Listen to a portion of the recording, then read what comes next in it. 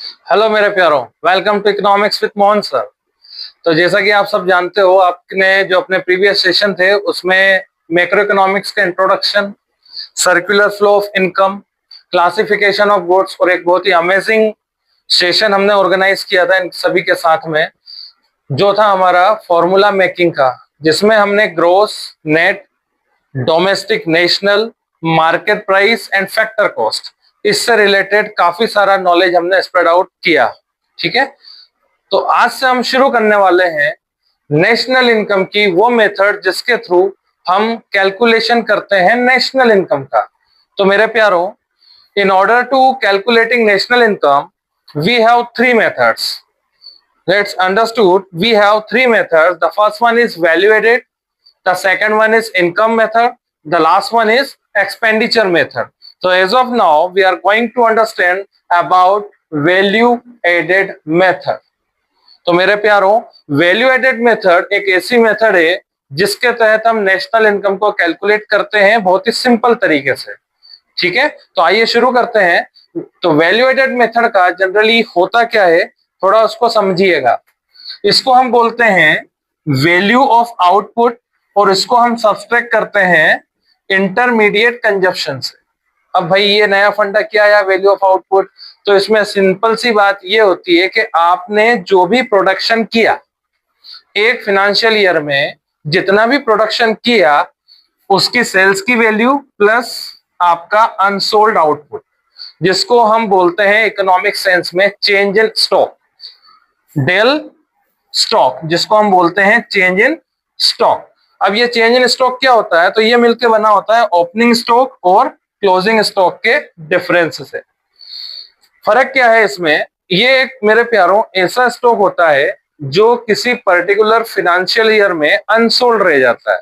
ठीक है, तो हमको उसे भी इसमें ऐड करना होता है। ठीक है, क्यों? क्योंकि ये भी आउटपुट का एक हिस्सा होता है। सेकेंड टर्म आती है हमारी इंटरमीडिएट कंजप्शन। तो इंटरमीडिएट कंजप्शन में थोड़ा ध्यान आपको ये रखना है कि यहाँ आप जितना भी प्रोडक्शन प्रोसेस में जो इनपुट देते हो, ठीक है, वो इनपुट आपका इंटरमीडिएट कंजप्शन कहलाता है।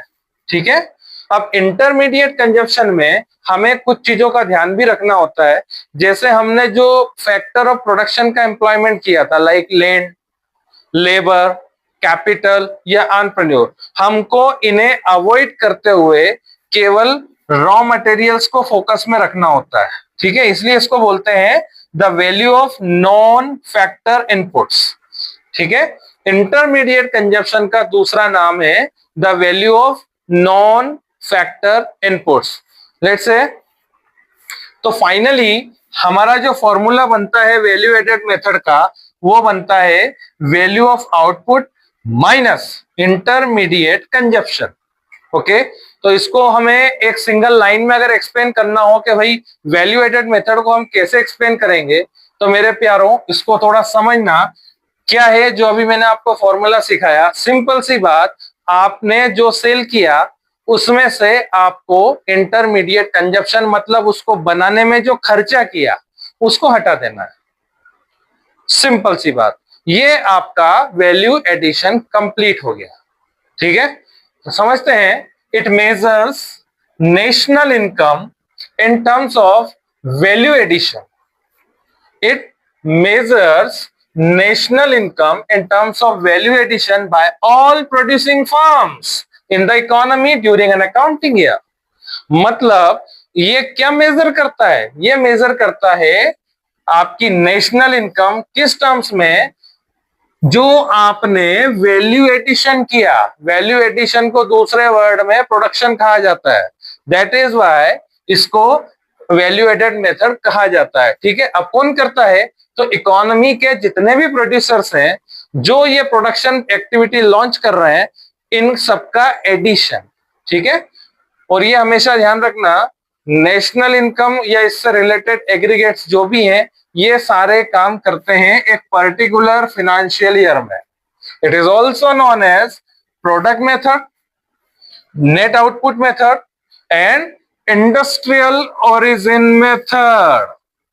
तो मेरे प्यारों, आपको समझ में आ गया होगा जो मैं बोलना चाह रहा हूं। that is the foundation of value added method. Again I am repeating, value added method means the value of output minus intermediate consumption. Let's say the value of output is also known as sales plus change in stock. Change in stock is also known as the unsold stock. ठीक है. The second one is intermediate consumption, where we are enabling the value of raw materials, that is non-factor inputs. The factor inputs are not included during the process. तो जैसा कि मैं आप लोगों से discuss कर रहा था कॉमन मिस्टेक्स के बारे में, तो उसी को हम समझ रहे हैं यहाँ पे. कॉमन मिस्टेक्स बच्चे जनरली करते कैसे हैं, तो आइए समझते हैं. अब आपके न्यूमेरिकल में सपोज कोई नंबर दिया 1000 सेल्स के केस में और आपको एक्सपोर्ट्स दे दिया 200 का. तो यहाँ पे समझने वाली बात ये है कि सेल्स में ऑलरेडी इंक्लूडेड है एक्सपोर्ट्स की value. That is why we have to avoid the number which belongs to exports. Understood. तो यहाँ पे अपनी जो ग्रॉस वैल्यू ऑफ आउटपुट आएगी दैट इज 1000. अब ग्रॉस वैल्यू ऑफ आउटपुट होता क्या है, तो ग्रॉस वैल्यू ऑफ आउटपुट का मतलब होता है कि आपने जो भी सेल किया, कितने रुपए का आपने सेल किया, that will be considered as gross value of output. Second term आती है हमारी डोमेस्टिक सेल्स और एक्सपोर्ट्स की. अब यहाँ पे हो सकता है आपको सेल्स ना दे, अगर आपके पर्टिकुलर्स ये अगर हैं, है ना, तो यहाँ पे बात समझना, डोमेस्टिक सेल होती है डोमेस्टिक मार्केट में जो सेल हुई, और एक्सपोर्ट्स हम एक्सटर्नल मार्केट में सेल कर रहे होते हैं, मतलब कंट्री से बाहर. डोमेस्टिक सेल्स में वो चीजें आती है जो कंट्री के अंदर सेल हुई है. फॉर एग्जाम्पल यहाँ पे सपोज 1000 रुपये का डोमेस्टिक सेल है आपका और 300 का आपका एक्सपोर्ट्स है, तो इन दोनों का एडिशन होगा and the result will be 1300. that is your GVO, gross value of output. Second term is sales plus change in stock. तो sales suppose 500 है और आपका change in stock 100 है, तो इन दोनों का हो जाएगा एडिशन, है ना. तो इस केस में आपकी ग्रॉस वैल्यू ऑफ आउटपुट आएगी 600. अब चेंज इन स्टॉक के बारे में मैंने आपको बताया है कि ये वो स्टॉक है जो अनसोल्ड है ना, तो ये अपने ग्रॉस वैल्यू ऑफ आउटपुट में ऐड होगा. नेक्स्ट हम देखते हैं, आपके न्यूमेरिकल में सेल्स भी है, चेंज इन स्टॉक भी है, goods produced for self consumption भी है, तो यहाँ पे इन तीनों का एडिशन होगा. ठीक है, इन तीनों का एडिशन होगा. फॉर एग्जाम्पल सेल है आपकी 2000, चेंज इन स्टॉक है आपका 300 और आपका goods produce for self consumption आपका suppose 200. Then your GVO will be 2500. तो इस तरीके से हमको चीजों को समझना है. यहाँ पे एक चीज ध्यान रखना है, एक्सपोर्ट्स और सेल्स अगर एक साथ है न्यूमेरिकल में वैल्यूज में, तो आपको एक्सपोर्ट्स को अवॉइड करना है, केवल सेल्स की वैल्यू को कंसिडर कर लेना है. That is the part of GVO. Same in सब चीजों में आपको फॉलो करना है. तो आपने अभी जो केस समझा वो था सेल्स के केस में, जिसको हम बोलते हैं वैल्यू ऑफ आउटपुट. अभी हम समझ रहे हैं इंटरमीडिएट कंजप्शन का केस. तो यहाँ पे आपको समझना पड़ेगा, एक मिस्टेक तो आपकी सेल्स के दौरान ही हो जाती है. जैसा कि आपका स्टॉक है 2000, change in stock, opening stock आपका दे दिया 2400 और क्लोजिंग स्टॉक आपका दे दिया 400. तो ऐसे केस में जनरली आपका रिजल्ट 2000 आ जाता है.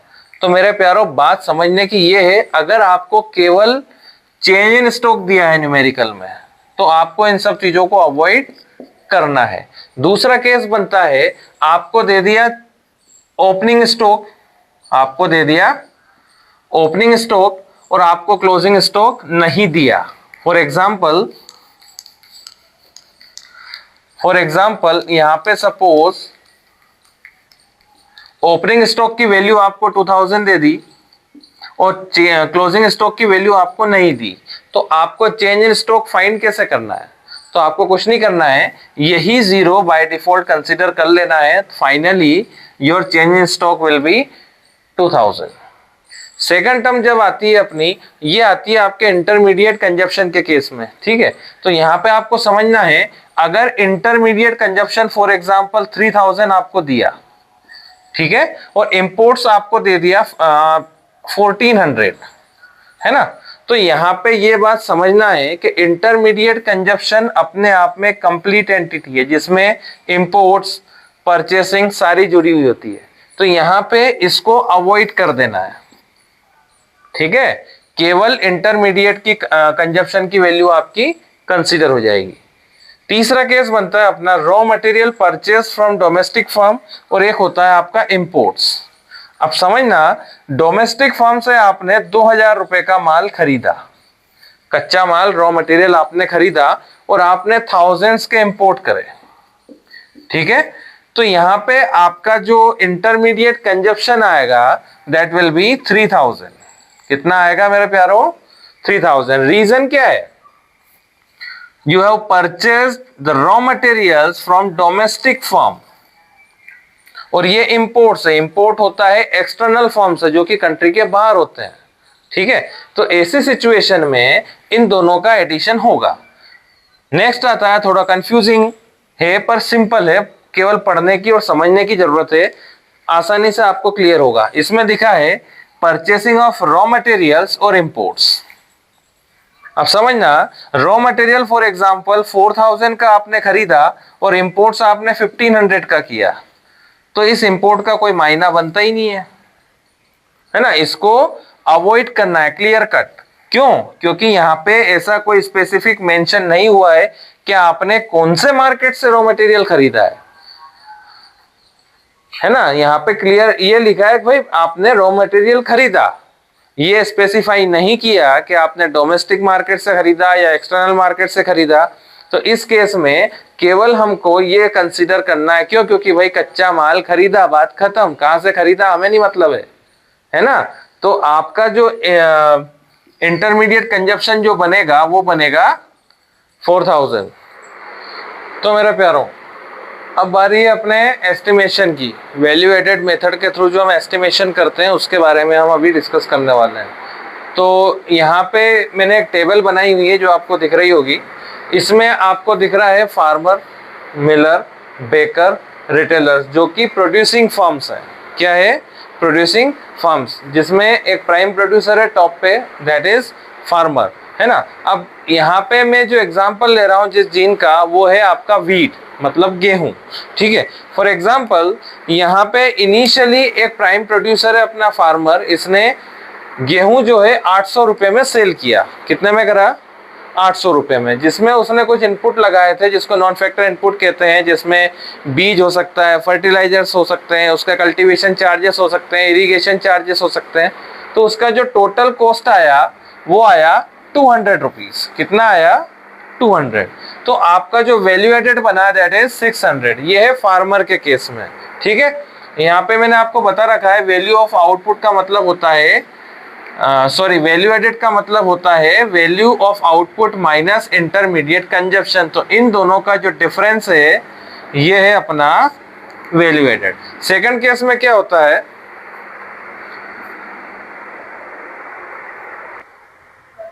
सेकंड केस में देखिए आप, यही वीट एक मिलर ने खरीदा। अब उसको खरीदने में लगे 800 रुपया, मतलब उसका इंटरमीडिएट कंजप्शन कितना था? 800 रुपया। देखो यहाँ पे अभी फार्मर ने 800 में बेचा ना, तो वो कहाँ पे आएगा? वो आएगा अपना मिलर के इंटरमीडिएट कंजप्शन के केस में। ये उसको फ्लोर में कन्वर्ट करके 1000 रुपये में सेल करता है। तो फाइनली जो है वो वैल्यू जनरेट करता है 200 रुपीज की। कितने की? 200 रुपीज की। अब यही गेहूं चलकर जो है बेकर के पास आता है, जो कि कई तरीके के इससे बाय प्रोडक्ट बनाएगा आटे से, ठीक है। तो वो 1000 रुपया उसका इनपुट होता है और वो फाइनली जो है 1200 रुपये में सेल कर देता है, ठीक है। तो उसकी वैल्यू एडिशन कितनी होती है? 200। सेम रिटेलर के केस में होता है। अब जो बेकरी प्रोडक्ट से हो सकता है केक हो, toast, bread, anything else, biscuits, तो ये 1200 रुपए में इस बेकर से खरीदेगा और मार्केट में अल्टीमेटली 1400 में सेल कर देता है। तो यहां पे वो एडिशन करता है 200 का। तो यहां पे जब हम टोटल करते हैं तो अपना समझ में आता है कि भाई सारी प्रोड्यूसिंग यूनिट्स ने 4400 का आउटपुट जनरेट किया और उनका इंटरमीडिएट कंजप्शन था 3200। Then finally we have got 1200। अब ये 1200 क्या है? That is called GVAMP, gross value added at market price.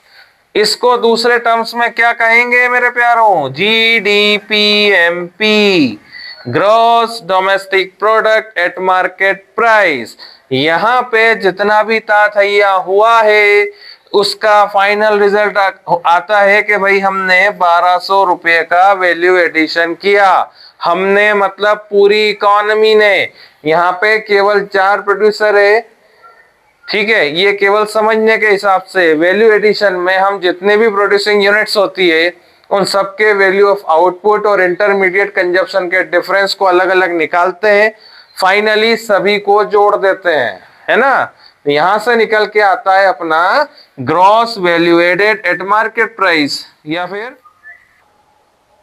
तो जैसा कि हमने इस एस्टिमेशन के तहत सारा कुछ समझा कि भाई कैसे हम वैल्यू एडेड मेथड के थ्रू जो है हमारी GDPMP that means gross domestic product at market price या फिर gross value added at market price find करते हैं।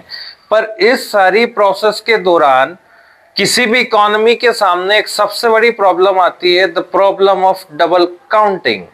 अब भाई डबल काउंटिंग कैसे हो रही है, किन किन गलतियों की वजह से हो रही है, उसके बारे में हम डिस्कस कर लेते हैं। तो थोड़ा सा इसके बारे में समझना, थोड़ा सा जैसे कि फार्मर्स है वो गन्ने की खेती करते हैं, शुगर केन।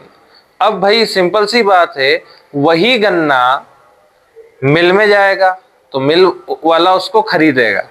तो यहाँ पे एक चीज हमको क्लियर है कि भाई फाइनल आउटपुट शुगर केन का हो चुका है, किसान ने अपना माल बेच दिया तो वो उसके लिए फाइनल आउटपुट है ना। अब वही जो गन्ना था उसको प्रोसेस करके वो शुगर में या जैगरी में उसको कन्वर्ट कर रहा है और उसको मार्केट में सेल कर रहा है। तो ऑब्वियस है भाई उस ओनर के लिए फाइनल गुड क्या है? वो शुगर और jaggery.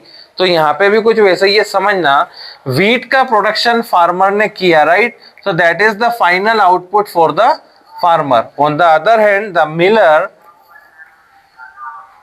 miller got his final output in the form of flour, same like baker जो कि उसके बेकरी प्रोडक्ट्स है जो उसके फाइनल आउटपुट है।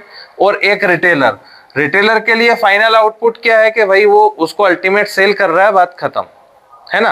तो यहाँ पे हमें ये समझ में आता है कि भाई इन सबके अगर इंडिविजुअल लेवल पे देखें तो फार्मर का फाइनल आउटपुट आया 800 रुपया, मिलर का फाइनल आउटपुट आया 1000, बेकर का फाइनल आउटपुट आया 1200, रिटेलर का फाइनल आउटपुट आया 1400, है ना।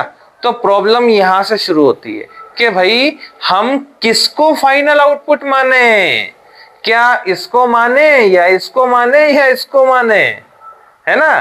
तो यहाँ पे जब हम कैलकुलेशन करते हैं तो इस दौरान हमको ये क्लियर होना चाहिए कि भाई फाइनल आउटपुट कौन सा हो सकता है या फिर ऐसी कौन सी प्रोसेस है जिसके तहत हम इन चीजों को समझ सकते हैं, है ना। तो यहाँ पे जो है डबल काउंटिंग की जो प्रॉब्लम है वो इस तरीके से अराइज होती है कि जब आपको ये कंफ्यूजन हो कि आप किस लेवल को इस पूरी चेन में, इस पूरे चैनल्स में किस लेवल को फाइनल आउटपुट माने। तो इसी डबल काउंटिंग को अवॉइड करने के लिए हमारे पास एक तो होती है वैल्यू एडेड मेथड, है ना। तो यहाँ पे ये मेथड क्या कर रही है, ये वाली, इसमें आउटपुट और इंटरमीडिएट कंजप्शन के डिफरेंस को ये कंसीडर करती है as a part of GDP, right. एक होती है फाइनल आउटपुट मेथड। अब ये कोई नया रॉकेट साइंस नहीं है, थोड़ा सा समझना इसको, इसमें कुछ भी नहीं है।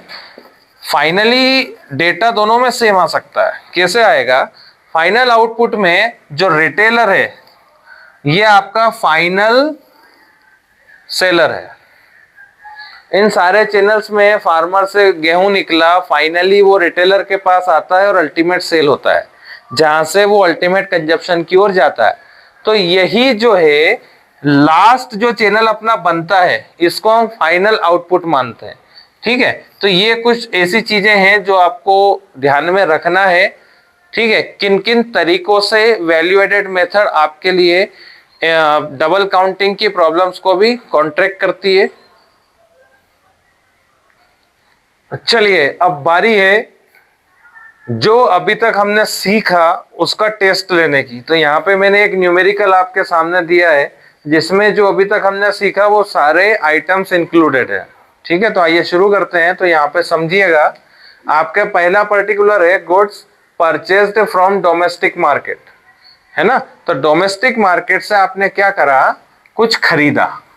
ठीक है, तो सिंपल सी बात है, अगर आपने कुछ भी खरीदा है, परचेस किया है, that will be considered as intermediate consumption, right. Second one, imports. Imports, अब इंपोर्ट्स में भी क्लियर है, आपने खरीदा ही है ना, तो ये भी आपका इंटरमीडिएट कंजप्शन का पार्ट होगा, है ना। चेंज इन स्टॉक आपके जो है वैल्यू ऑफ आउटपुट में कंसीडर होगा।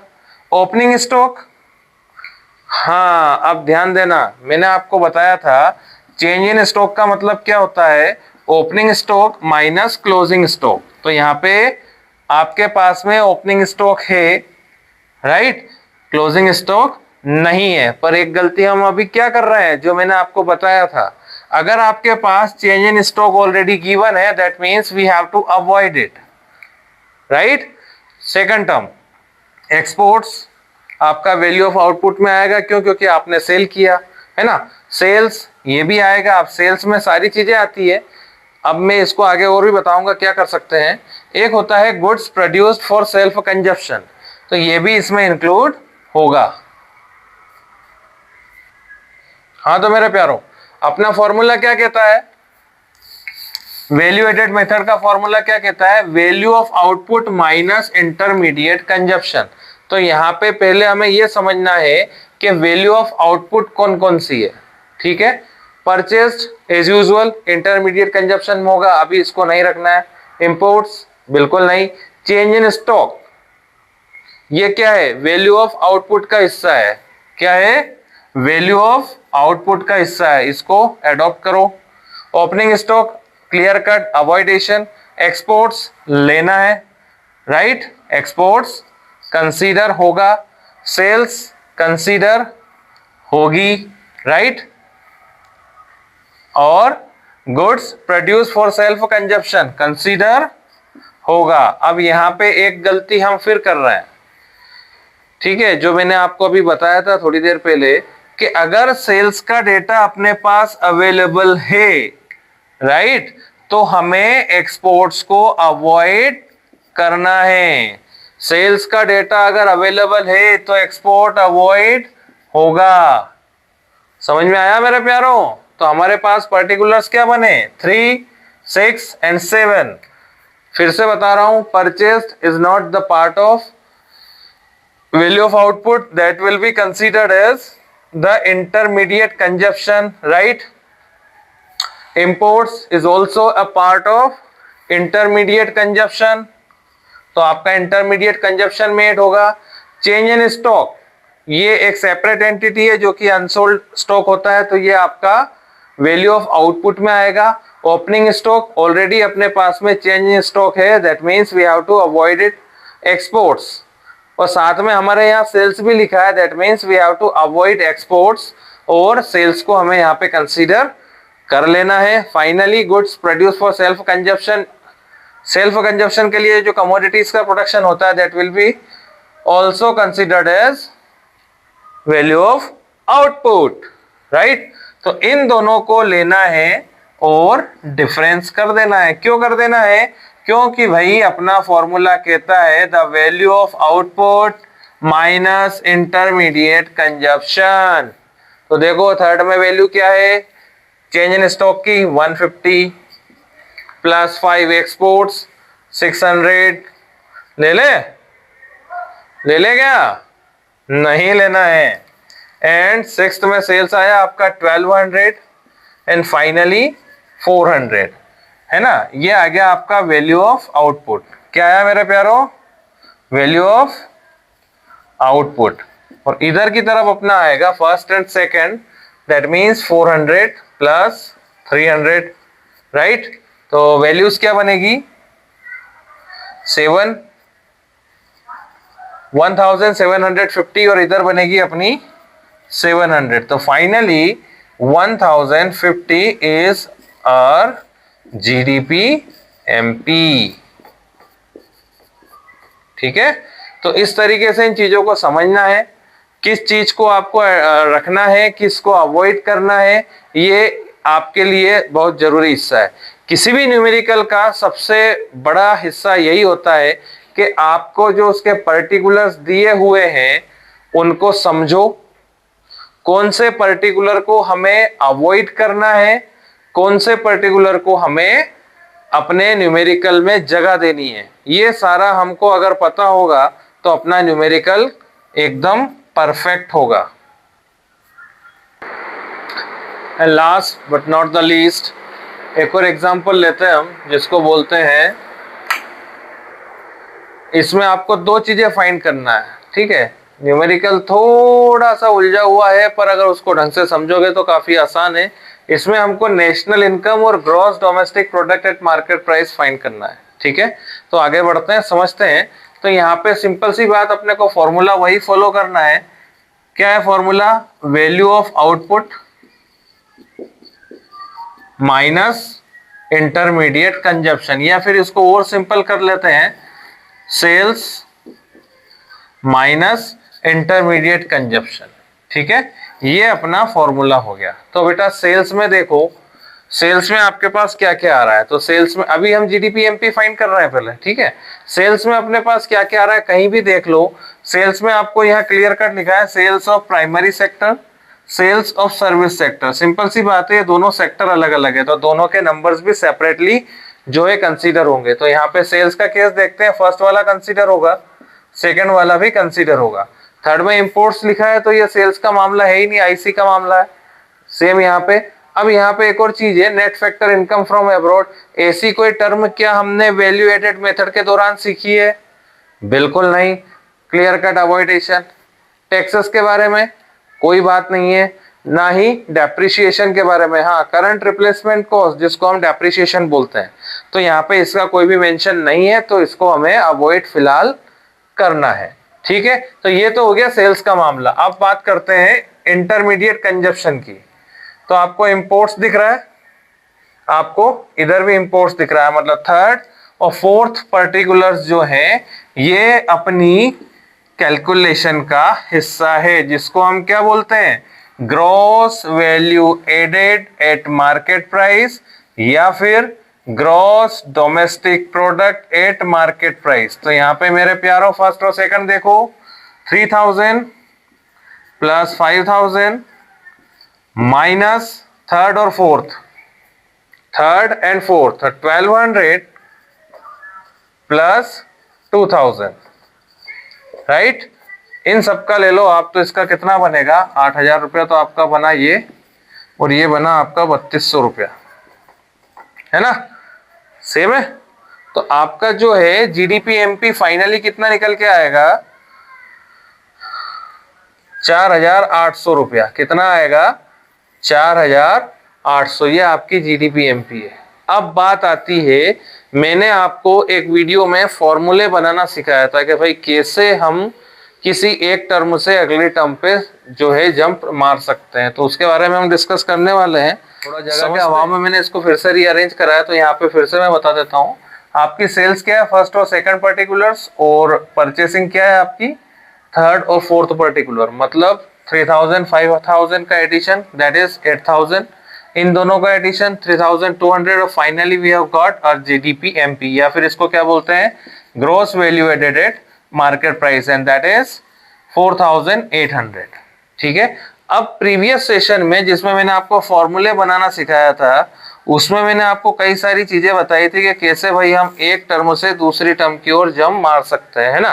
तो यहाँ पे आपको दिया गया है जीडीपी एमपी तो हम फाइंड कर चुके, पर आपको नेशनल इनकम फाइंड करना है। क्या करना है? National income. तो नेशनल इनकम को हम बोलते हैं एनएनपीएफसी। क्या बोलते हैं?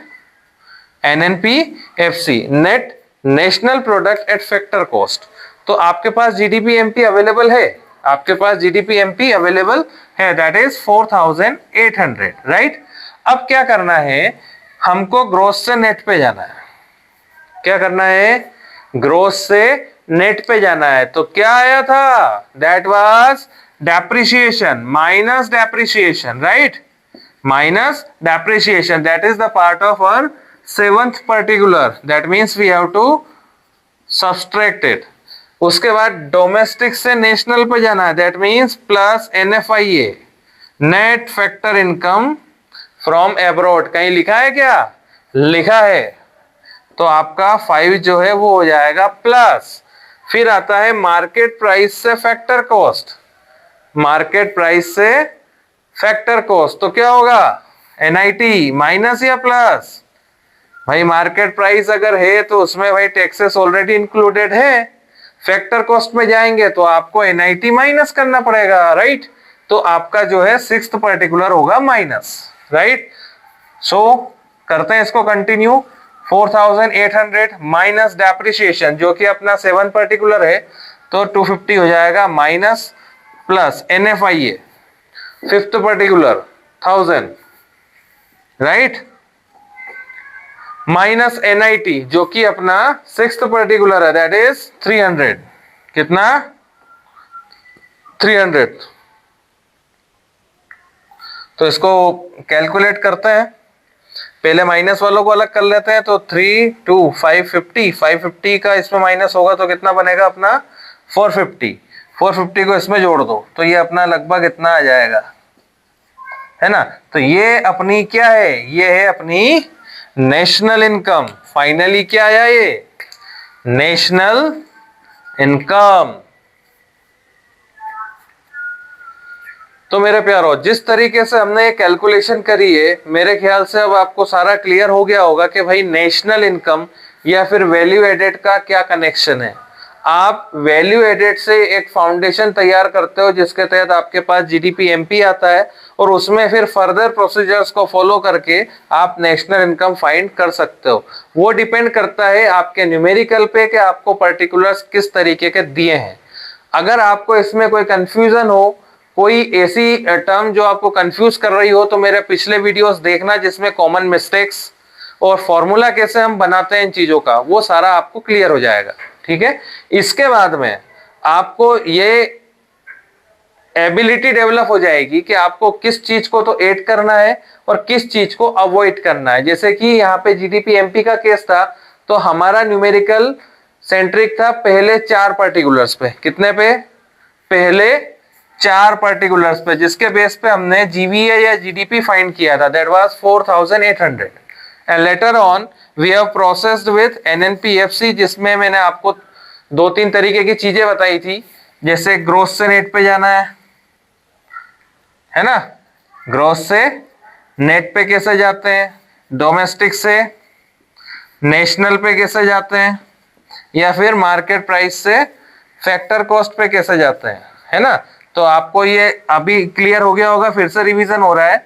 इसमें आएगा आपका डेप्रिसिएशन, इसमें आएगा आपका एनएफआईए प्लस में, और ऊपर रिवर्स में जाएंगे तो माइनस में, इसमें भी सेम केस, है ना। अब मार्केट प्राइस और फैक्टर कॉस्ट, तो इसमें आपको समझना पड़ेगा मार्केट प्राइस से अगर फैक्टर कॉस्ट पे जा रहे हो तो माइनस एनआईटी, और रिवर्स में जाएंगे तो प्लस एनआईटी।